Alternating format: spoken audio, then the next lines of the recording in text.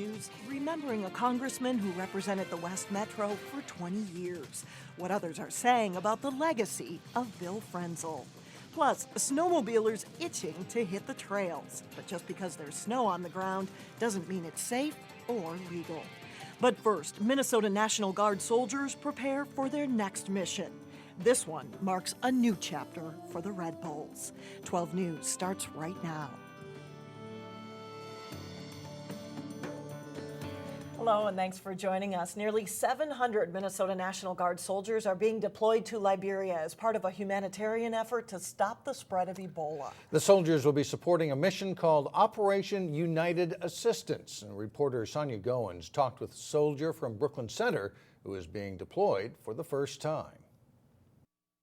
I have been in the U.S. Army National Guard for 5 years now. 22-year-old Specialist Luke Peterson is with the 34th Red Bull Infantry Division. I'm 11 Bravo. I'm an infantryman. The Red Bulls will be part of supporting a humanitarian mission. The Park Center High School grad will be going up against a different kind of enemy. It's our turn to be ready to be deployed. One that's killed more than 5,000 people. I think I'm ready and willing to do my part. I'm prepared for the worst of it. Now, safety is a big concern. The Minnesota National Guard says they'll do everything they can to keep soldiers safe. They'll have special equipment, and they'll be checked out twice daily. Our soldiers will not be providing direct care to Ebola-stricken patients. The soldiers will be deployed to Monroe for about 6 months and will handle logistics and other resources for military forces already assigned to the area. My position here is driving around the brass as their personal driver and security. Specialist Peterson knows the situation in Liberia is grim. It just looks horrible. Like I wouldn't wish that on our current enemies. The safety of our soldiers is our primary concern. He's glad the Minnesota National Guard was called upon to lend a helping hand. Seeing innocent people, suffering like that, I'd love to do anything I can do to help. Sonia Goins, 12 News. Major General Neil Lloydolt of Brooklyn Park will command the soldiers. The group will deploy in the spring of 2015, and when they return, they will undergo a 21-day observation program to make sure that they are free of Ebola. Icy, slippery roads took a tragic turn this weekend near Rogers. A 3-vehicle crash occurred Sunday morning on eastbound 94 near the Crow River Bridge. The State Patrol says a 17-year-old driver spun out, causing the chain reaction crash. Killed in the crash was 24-year-old Megan Hinchliff of St. Michael. Another vehicle hit her, sending her vehicle off the road into a construction crane. Hinchliff leaves behind a 4-year-old son. The 17-year-old and a third driver involved were not hurt. A repeat drunken driver who killed a Brooklyn Park pedestrian learned his punishment, but some believe it was not nearly enough. Anthony Frausto had 4 drunken driving convictions on his record when he struck and killed 56-year-old Gary Rumpsa last August. Judge Daniel Moreno gave Frausto a nearly 5-year sentence. 3 of those years must be spent in prison, but the remainder is supervised release. The sentence Frausto received was near the low end of state sentencing guidelines. Police say it is unusual, but a gas station in Plymouth was dealing with 2 gasoline drive-offs at the very same time. It happened last week at a holiday station on Highway 55. According to a police report, a worker tried to keep one of the suspects from leaving when the suspect's vehicle hit his leg. There were no injuries, but because a vehicle hit a worker, it is being considered an assault. Police have a license plate number and are contacting the registered owner. They say it's unclear whether the 2 taking gas at the same time were working together. A long-serving U.S. congressman who represented the West Metro for 20 years has died. Bill Frenzel died earlier today at his home in Virginia. He represented Minnesota's 3rd District from 1971 to 1991. Jim Ramstad succeeded him, followed by the current representative Eric Paulson. During his time in office, Frenzel was a leader among moderate Republicans when Democrats controlled the House. He later would become a special advisor to Bill Clinton on the North American Free Trade Agreement. In a statement to 12 News, Congressman Paulson called Frenzel a good friend and mentor. Paulson says Frenzel was widely regarded as somebody with a willingness to bridge divides in Washington and work with colleagues on both sides of the aisle. MNsure's open enrollment period launched this past weekend, marking the start of year 2 for the state health insurance exchange. And MNsure officials say the computer glitches and long telephone wait times that plagued consumers last year were non-existent in the opening days this year. Delane Cleveland joins us now with more on that. Delane? Mike and Alex, open enrollment began at 8 o'clock Saturday morning. Officials from MNsure say that after what happened last year, they're now laser focused on the consumer experience. That's why we're working real hard to have improved the customer experience. It's really incumbent on us to do that this year. We think we're on a good start to doing that, a better website, more customer service agents available, and a whole network, an army of people on the ground to help them. MNsure CEO Scott Lights addressed the media today in downtown St. Paul to crunch the numbers from the first 2 days of the open enrollment period. He says more than 500 people enrolled for health care plans through MNsure. More than 2,700 people called to speak with a customer service representative, and the average wait time was about 2 minutes. Meantime, even if your plan is still available on the exchange, he's encouraging everyone who signed up last year to go back to the website this year. That's actually in their best interest anyway, because we can then update all their information, get them the most up-to-date tax credit that's available to them, so that they can shop and compare with the most current information. The open enrollment period ends February 15th, but if you hope to have insurance by the first of the year, you need to renew by December 15th. And Mike and Alex, MNsure officials say that they expect most of the people to wait right up until the deadline because it's essentially human nature to be procrastinators. Push it. And of course, we shouldn't forget that there are penalties for not having health insurance. Right. For the first time around, the penalty was $95 per adult. This year it's going to be up to $325. So something to keep in mind. All right. Thank you very much. Dylan. Yep. Brooklyn Park City Manager Jamie Verbrugge is one of 3 finalists being considered for City Manager in Bloomington. Verbrugge shared the information with Brooklyn Park City employees today. He called it a very competitive process with no assurance that he would actually get the job. But he also said it's a professional opportunity and a chance for him to work closer to his home. Verbrugge says no decision is expected until the first week of December. Interviews are scheduled December 2nd. Verbrugge has been with Brooklyn Park since 2008. Well, the early snow and cold temperatures outside likely have snowmobilers itching to get out on their sleds. But a Northwest Metro Club is reminding people that trails aren't quite ready. Cassie Bonstrom has more. Old Man Winter may already be here. Definitely early compared to the last 10 or 15 years. But the snowmobile season is still a few weeks away. Marge Jurdy with the Northwest Trails Association says the early snow means riders are itching to get out. Most years we don't get snow until around when Santa Claus shows up. And this year we have it on time for deer hunting. But it's not safe or legal to do so until December 1st. There's a lot of work that needs to be done. Over the next 2 weeks, members of the volunteer-run club will be out in northern Hennepin County, clearing trails of rocks and boulders and marking obstacles. Fences, gates, barbed wire, culverts. You don't want to stick your ski through a culvert and go flying over the road you're crossing. It's very important that we get these trails marked properly so that you're aware of the hazards. We'll have nice big caution signs to tell you where to slow down. In addition to marking trail hazards, Marge says they need to reroute some trails. Several property owners have changed their minds and will not allow snowmobilers on their land this year. In Maple Grove, Cassie Bonstrom, 12 News. The Northwest Trails Association is always looking for new snowmobile enthusiasts to join their club and help keep the trails in good shape. If you'd like more information, you can visit our website. That's 12.tv. Coming up, a family's battle with cancer sparks a Maple Grove medical device business. That's next in Business Matters. And then later in sports, the race is on for championships at the state girls swimming and diving meet. But first, bundle up. Tuesday morning with the wind chill, it will feel more like 15 below zero.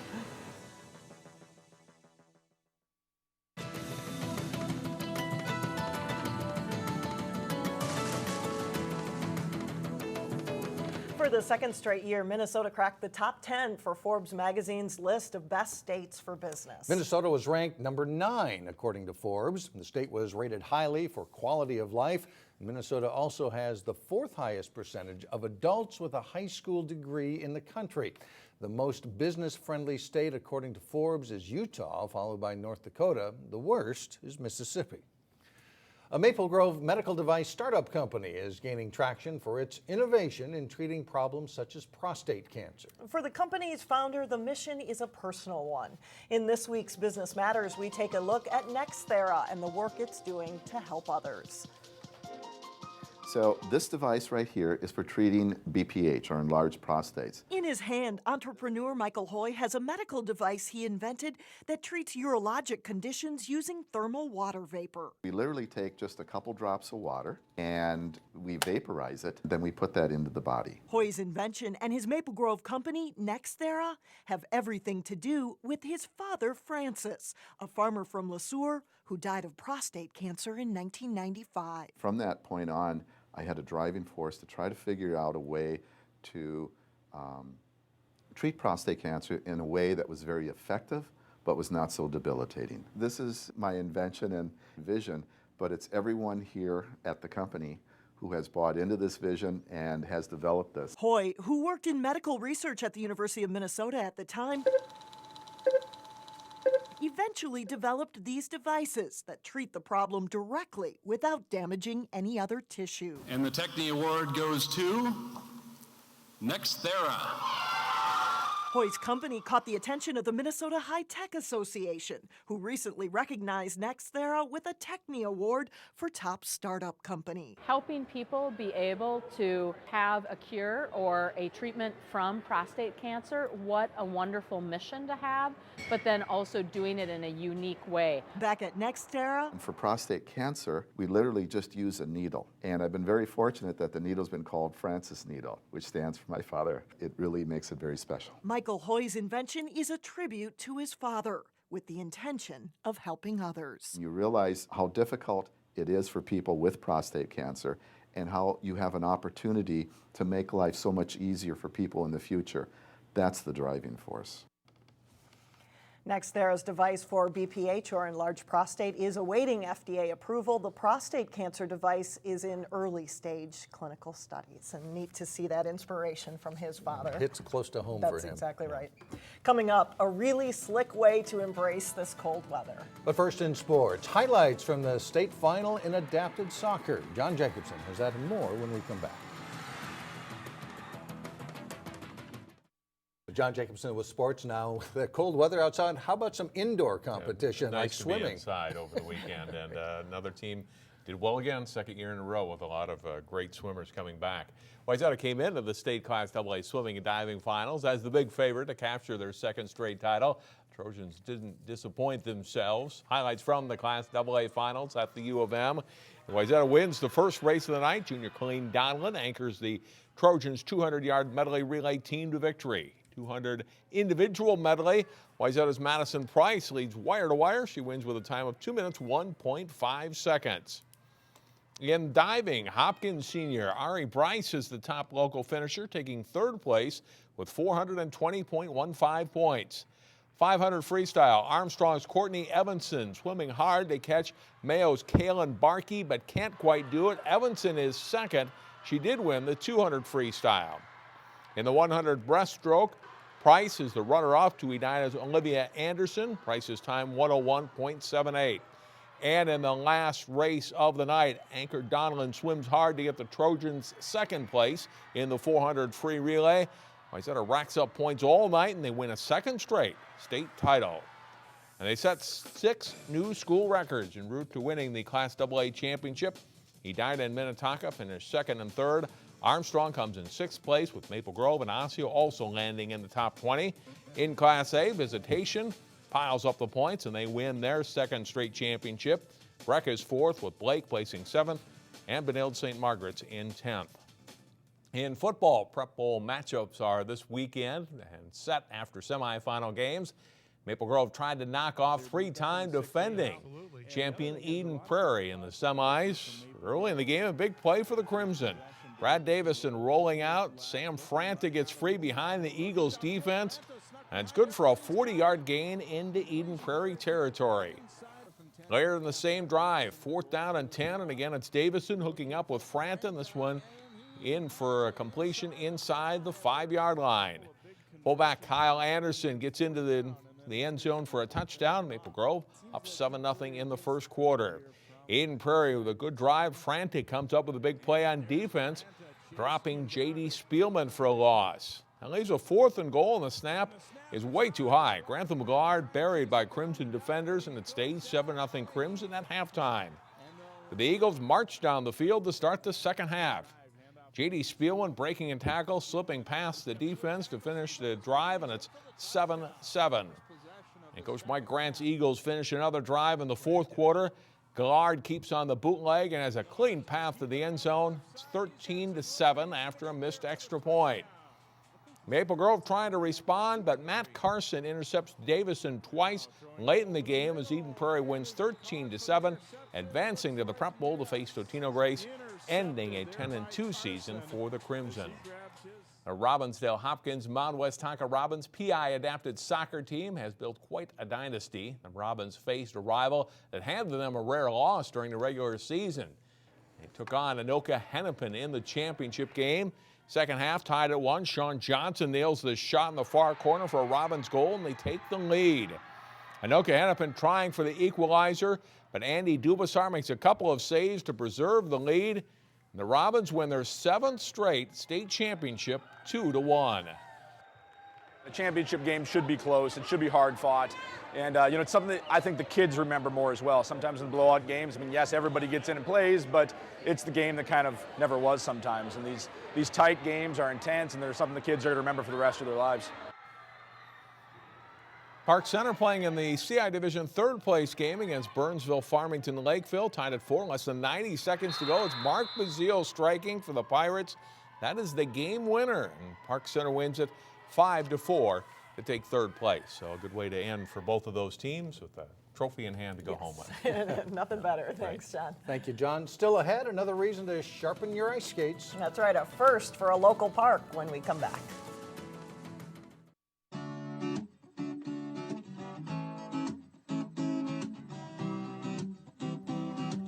Finally, today's cold temperatures were ideal for making ice.